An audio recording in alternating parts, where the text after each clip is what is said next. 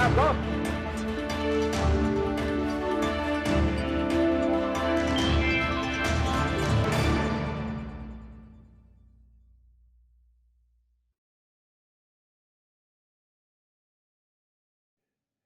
My name is Barry Shaw. This is The View from Israel on Israel at War. I want to suggest a couple of strategic ideas to take the sting out of the Hamas-Gaza crisis on behalf of the hostages and the lives of our soldiers. I have a plan for the reconstruction of Gaza that will herald a better future without Hamas or Islamic Jihad, and surprisingly, without the corrupt Palestinian Authority. But in this video, let's deal with the current crisis.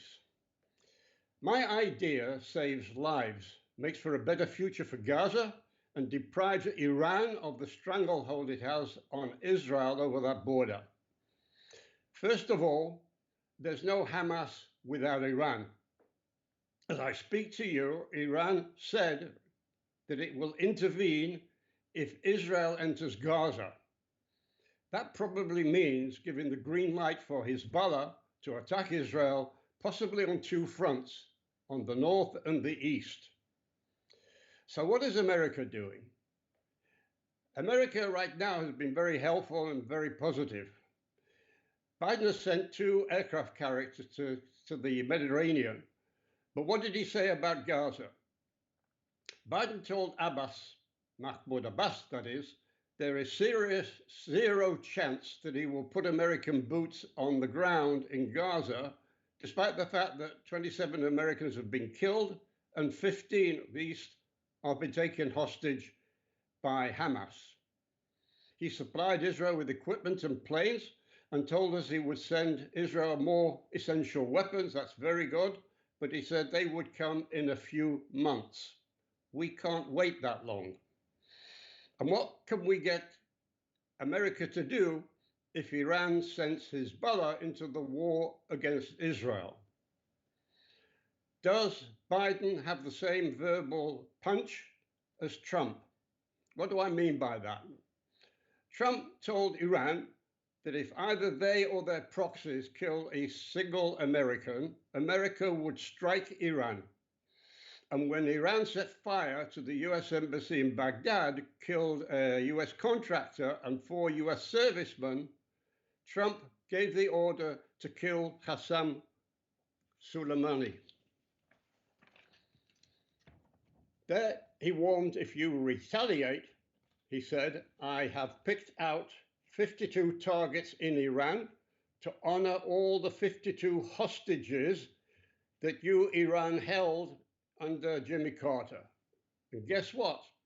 Iran backed down.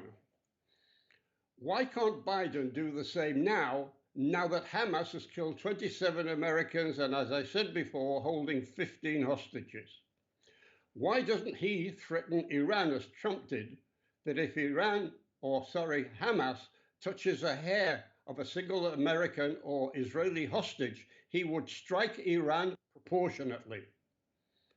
That's what the world would expect from a strong American president. But let's get real here. Biden isn't Trump. He has his designs. So what are the possible alternatives? The alternatives are all-out war. And right now, as I speak to you, Israel is amassing mass forces on the border with Gaza, just waiting for the green light to go in. Or maybe there's another solution. My solution. I have a possible strategic solution of solving the hostage crisis, ending the war in Gaza without bloodshed, and giving Gaza a better future without Hamas, without Islamic Jihad, without Iran, and even without the corrupt, incompetent, and unpopular Mahmoud Abbas. The answer for all these dilemmas in one word: Qatar. Qatar is the luxury location in which the rich leaders of Hamas reside and supervise Hamas's actions in Gaza. Qatar is a rich Arab country that has a well-deserved bad reputation of being the hotbed of radical Islam. Sheikh al-Qarawadawi, the spiritual leader of violent jihad and Palestinian terrorism, died in Qatar, in Doha, in September, exactly a year ago, 2022. But Qatar is the Islamic state that has pumped billions of dollars into Gaza to aid the people.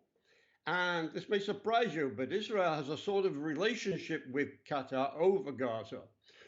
When Israel complained that Qatar money was being seized by Hamas and not going to the Gazans, Qatar changed the rules and supervised the next distribution of money directly to the people.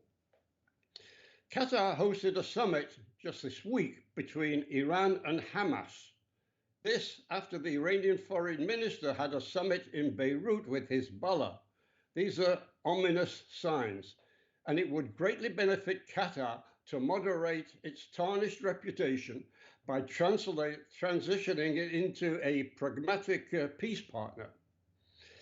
Qatar would be the ideal negotiations with Hamas for the release of hostages in return for listed Hamas terrorists being allowed to leave Gaza alive and relocate to Qatar. This would achieve two of the prime aims of Israel's operation in Gaza: to destroy Hamas facilities and properties and remove every Hamas member and affiliate, that includes the Palestinian Islamic Jihad. Instead of killing them, they would get deported to Qatar, and we managed to sanitize Gaza and make it the fulcrum of a new normalization agreement, perhaps even with Saudi Arabia. You may not know this also, but the United States rents facilities in Qatar, and the United States allows Qatar to sponsor US campuses where they spawn anti-American, anti-Israel, pro-Palestinian indoctrination in American universities to young, impressionable American minds. But my theory is that Qatar could also be the solution to the Hamas problem in Gaza.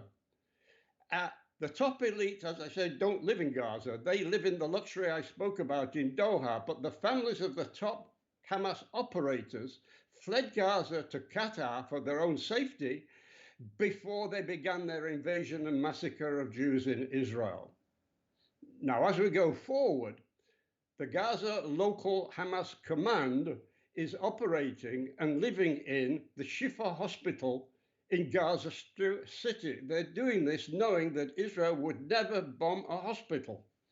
And their killers are hiding underground with the suffering hostages in Gaza City and in Khan Yunis in the Hamas, what it was called the Gaza Metro.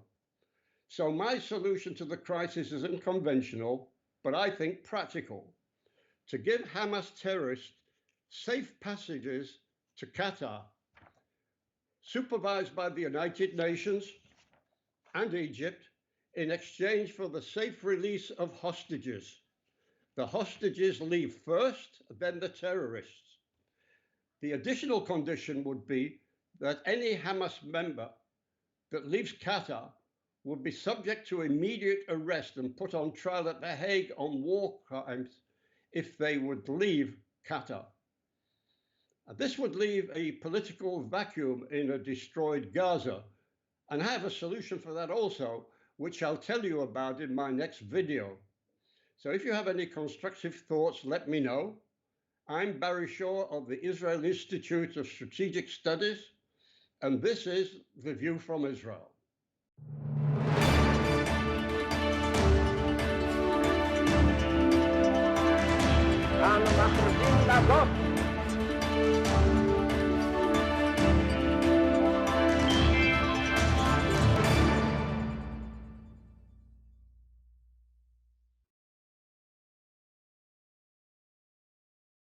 There are two views of the Israeli military: what you hear in most of the media and the truth. I'm going to tell you the truth. I was the commander of British forces in Afghanistan. I have fought in combat zones around the world, including Northern Ireland, Bosnia, Macedonia, and Iraq. I was also present throughout the conflict in Gaza in 2014. Based on my experience and on my observations, the Israel Defense Force, the IDF, does more to safeguard the rights of civilians in a combat zone than any other army in the history of warfare. Why is this so? Firstly, Israel is a decent country with Western values run on democratic principles. Israel has no more interest in war than Belgium does. In fact, Israel has never started a war. The only reason it ever goes to war is to defend itself. And it has to defend itself because, unlike Belgium, it is surrounded by countries and armed groups that want to destroy it. Secondly, Judaism, with its unsurpassed moral standards, remains a major influence on the citizens of Israel. I say this as a non-Jew. Thirdly, the army is composed overwhelmingly of citizen soldiers. Israel's a small country with a small professional army. To fight a war, it depends on its conscripts and its reservists. These are ordinary citizens, from professors to plumbers, called upon to defend their homes. They don't want to be fighting, and they don't want to harm others. Nowhere was the essential morality and decency of the IDF more evident than in the Gaza war of 2014. If ever there was a purely defensive war, this was it. The war was started by Hamas, the terror organization, designated as such by the US State Department that runs the Gaza Strip. In the first 6 months of 2014, Hamas launched hundreds of rockets at Israeli civilians. After repeated warnings from Israel to stop, the Israeli Air Force finally conducted precision strikes to halt the rocket fire, and the IDF advanced into Gaza to destroy a network of terror tunnels that Hamas had constructed to attack Israeli communities near the Gaza border. The IDF took extraordinary measures to give Gaza civilians notice of targeted areas, dropping millions of leaflets, broadcasting radio messages, sending texts, and making tens of thousands of phone calls. Let me repeat that. The Israelis called Gazans on their cell phones and told them to leave their residences and move to safety. Never in the history of warfare has an army phoned its enemy and told them where they're going to drop their bombs. Many IDF missions that could have taken out Hamas military capabilities were aborted to prevent civilian casualties, increasing the risk to Israeli citizens and soldiers. Despite all of this, of course innocent civilians were killed. Every war is chaotic and confusing, and mistakes are frequent. But mistakes are not war crimes. Hamas, on the other hand, committed war crimes as official government policy. Hamas deliberately positioned its military assets among the civilian population, hiding weapons in schools and hospitals, and placing rocket launchers alongside apartment buildings, then forced those civilians to stay in areas they knew would be attacked. They also instructed their people to report the lie that every Gazan killed was a civilian, even if they were actually fighters. And if there were no civilian deaths, Hamas made them up. Numerous internet sites show Palestinians elaborately staging sniper victims and smashed ambulances, among other phony horrors. It's so common, there's even a term for it, Pallywood, as in Palestinian Hollywood. Ironically, it's the leaders of Hamas themselves who best understand the extraordinary measures the IDF will take to protect innocent civilians. They take full advantage of Israel's decency and adherence to the laws of war. No army takes such risks in order to protect civilians as the Israeli army does. I say this as a professional soldier. I say it because it's true, and people who care about truth should know it. I'm Colonel Richard Kemp for Prager University. Join Prager University. Click here to subscribe to our YouTube channel. Click here to sign up for free at PragerU.com for quizzes, contests, and prizes.